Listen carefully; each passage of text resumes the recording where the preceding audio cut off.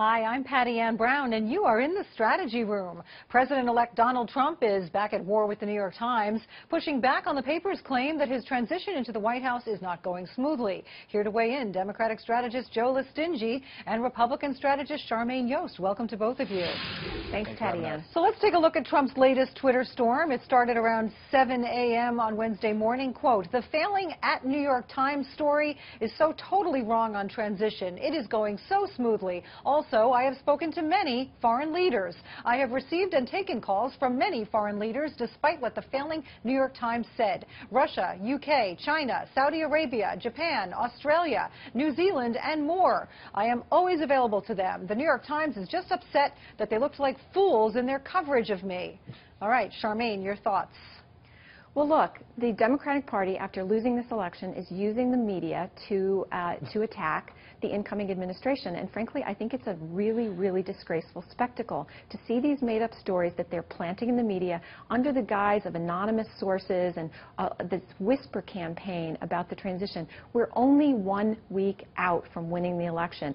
And Donald Trump has set about to be methodical and careful and deliberative about putting a new administration in place. And it's really disgraceful the way the media is going after him and kind of continuing the campaign into this next month.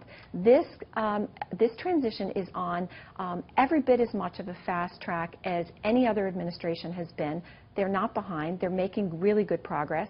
And so I think he is just kind of pushing back with using the megaphone that he has to speak directly to the American people. It's a brave new world. Social media is here to stay, and he's using it. So yeah, Trump also tweeted that the New York Times is losing subscribers because of its bad coverage, in his words. The Times tweeted back that subscriptions are actually up. Joe, what do you make of all this? I mean, how easy is it to troll the president-elect on Twitter? Give me a break, guys.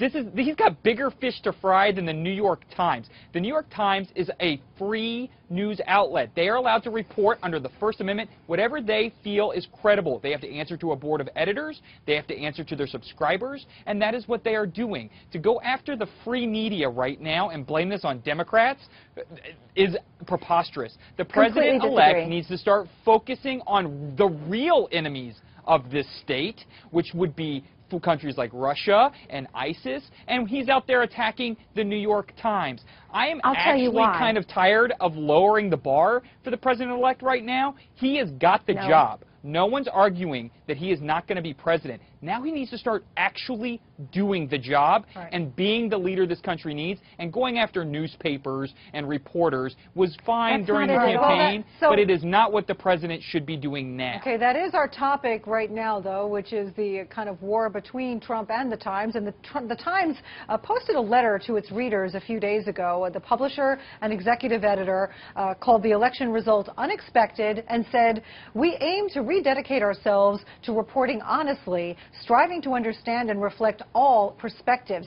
It also said, quote, "We reported on both candidates fairly during the presidential campaign." But interestingly, that last line has now been removed from the online post of the letter. Charmaine, what do you make of that? Well, you know, Patty Ann, here's why it matters. Here's why it's not just a fight between Donald Trump and the New York Times. So many in the media right now are acting like tabloid journalists. If you look at the headlines, it's almost as if the sky is falling. And why that matters and why Donald Trump is pushing back is that you're hearing a lot of the word of the use fear. And people are feeling unsettled after the election. It was a hard-fought election. This is a time where we need to be seeing more unity. And yes, of course, the New York Times is well within their rights to report things fairly and accurately. But to continue these headlines that are screaming that things are about to fall apart is really beyond the pale. They're using this as a weapon to undermine this incoming administration and to fan the flames of dissent and discord and unrest out there at a time when that's not what we need to be seeing. We need to be coming together as a country.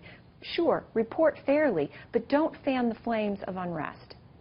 But Well, come on, so the president-elect does not have to respond to every single story that the New York Times put out. Right, but there if are plenty of other papers in the country that are covering it. Joe, you're exaggerating. I want to go back That's an exaggeration. I want to go back to how the Times edited out the line where they claimed that they were fair. The Times spokesman responded to that edit, saying, quote, "The letter was drafted with our subscribers in mind, but given how broad the audience for the letter is, we removed the line." So what does that mean? I can tell you why they removed it. Because they figured their loyal readers would totally buy the claim that they were fair, but once they realized Trump supporters might see it online, they figured they'd better take it out? Well, I feel like there's been a lot of intimidation towards the press. I mean, you could just hear Charmaine doing it right now. That they should be bowing to whatever the Donald Trump says himself. No, somewhere Edward R. Murrow is rolling over in his grave. The press should be able to operate freely and report on what they want. The problem is that we've seen this post-election, a lot of press... Joe, give me a second here. No, it's Joe. It is Joe's turn. I'm sorry. I'm trying to let you go back and forth.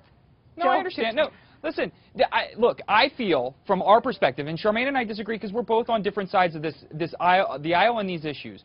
I felt the press did not hold Donald Trump accountable enough during the campaign. Now, after the election, there have been two rifts that have occurred within the media right now. There is a rift that appears to be softening their stances against the president-elect, giving him, credit and trying to urge him along. And then there is another group that is trying to hold him accountable, which is exactly what we should be doing as a country. We should be hoping for his success, but never stop holding him accountable. Where would we be without reporters like Edward R. Murrow? Right. These are the people who do real investigative journalism. And if it isn't for the free press, then we end up with just a state-run press.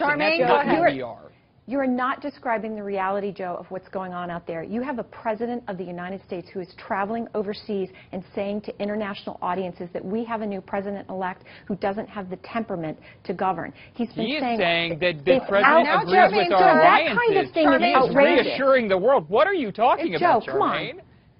Charmaine, he went to NATO countries to say that he agrees with them. It's Charmaine's turn now. Let's take turns here.